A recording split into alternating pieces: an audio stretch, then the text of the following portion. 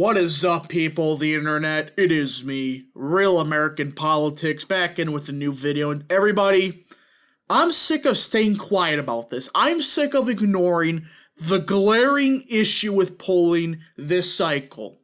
Most notably, in the state of Pennsylvania. I've been ignoring it for quite a while now. But I have a serious question for a lot of these pollsters. What the hell are you doing? Now, look, you can make the argument Mastriano's down by 4 to 5 points. More than likely, that's what People's Pundit found. The best pollster in America found Mastriano down by 4 to 5 points. And he even admitted there's a serious shot of a shy Mastriano voter. But I have a question for these Shapiro plus 12 polls. Where are you getting these numbers from? So what am I talking about? Alright, so first thing first, you notice the problem with every single one of these polls. The sample size is below 600 of likely voters. Only one has a sample size of above 600, insider advantage, and they have Shapiro up by 8.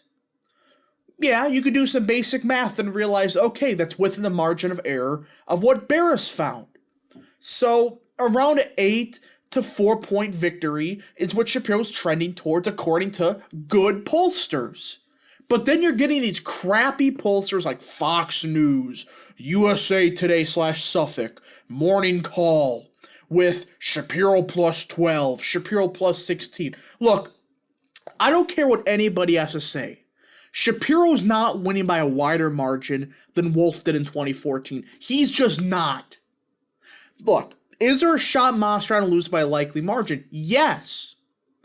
But this idea that he's going to do worse than the clown in 2014 did, and Shapiro is going to outrun Wolf in 2014, I doubt it. I just flat out doubt this idea that Mastriano is going to lose by a wider margin than the Republican incumbent governor in 2014 did.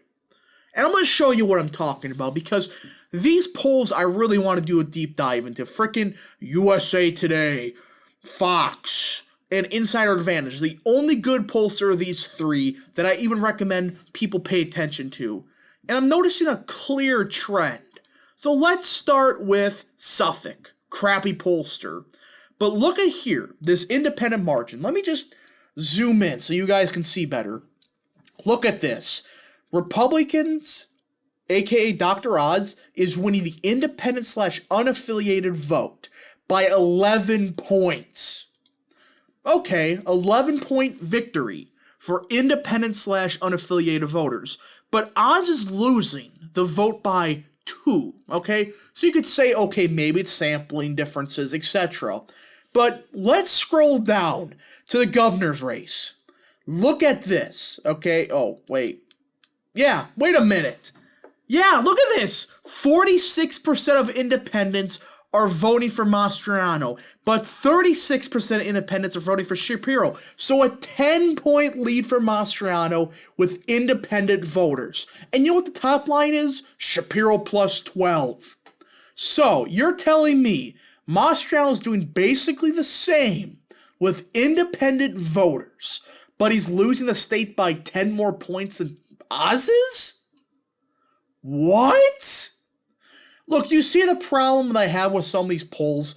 Like, you could make the argument, okay, he's not going to do as good with Democrat voters as Oz is. Again, there's different type of Democrats, especially in a state like PA.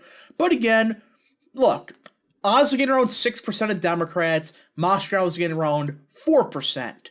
But you know where the biggest change is coming from? The Republican vote share. Oz is getting 90% of Republicans. But Mastriano, on the other hand, you scroll down here, Mastriano is getting 79% of Republican voters. Really? Let's go look at the exit polls. In 2020, Trump got 91% of the Republican vote in 2020.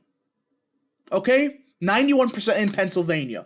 And again, exit polls are not everything, but you can clearly tell there is some Republicans that you could make the argument would vote for Oz, but not Mastriano. But this big of a difference, when we clearly have primary data to prove the most Republican parts of the state voted in droves for Mastriano. You're going to tell me with a straight face that Mastriano is going to underperform Oz. That's significant with Republicans, but do basically the same with Democrat voters and virtually the same with independents. Really? You see my problem. Look, again, you can make the argument, oh, it's sampling error. Fine. But if there was sampling error, that means, roughly speaking, Mastriano and Oz would still have the same amount of independents. You see what I'm dealing with here, everybody? Why I have some massive problems with these polls? And Insider Advantage, which is a great pollster. I have nothing against him. The guy is a phenomenal pollster, knows what he's doing. He even has Mastriano winning independent voters by around 34 points. Oz is winning them by 33. Now, there is a bit more Republicans voting Democrat. Shapiro's gained 17% of Republicans. Fetterman's getting around 11. 11. Again, you can make the argument there's going to be some Republicans that vote for Oz, or independents are going to vote for Oz, but not Mastriano. But I really want to know where and how Mastriano is going to underperform Republican voters that's significant, but still win independents by 34. And again, Insider Advantage is a good pollster. I'm not bashing them because they try to get the correct numbers, and they're generally correct. But this may be one of the only times where I could see Insider Advantage Trafalgar being off by a lot. I'm not saying Mastriano would win, but you start realizing something. This seems very similar to what happened in 2020 in Maine. Susan Collins will lose in a blowout. She proceeds to win by 8 points.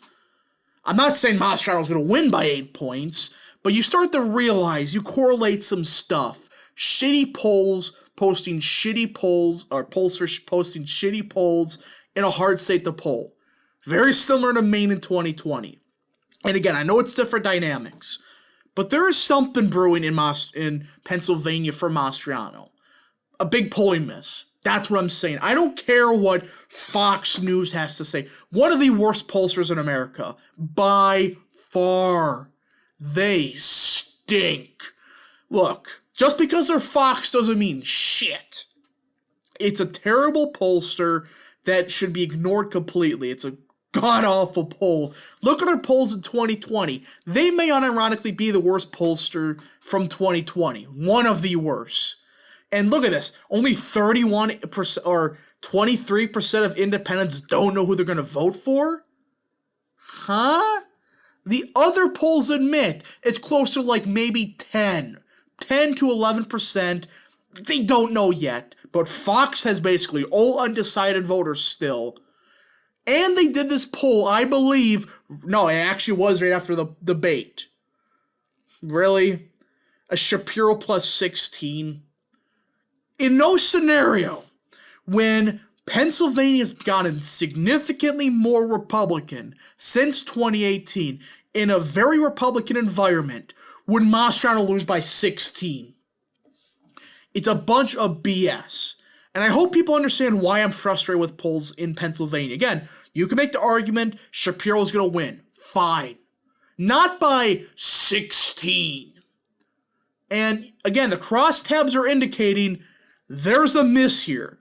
Big miss happening. I mean, Southwestern PA. Southwest PA, they have Mastriano getting only 28% of the vote in Southwestern PA. But of course, they don't mention what they consider Southwestern PA. Probably includes Allegheny. 33% for Oz. There is definitely a shy voter happening when you look at the Republican vote share. A lot of them will admit they're going to vote for Oz because Oz is not that much of a polarizing candidate. He's seen as, a Trumpist, a MAGA-type Republican. You can make the argument he's not, but I kind of consider he is. But he's more viable, or I should say viable, just more well-liked in the burbs. But he's not as polarizing as somebody like Mastriano. But we just gotta see, and I'm having some serious problems with these polls. Hopefully,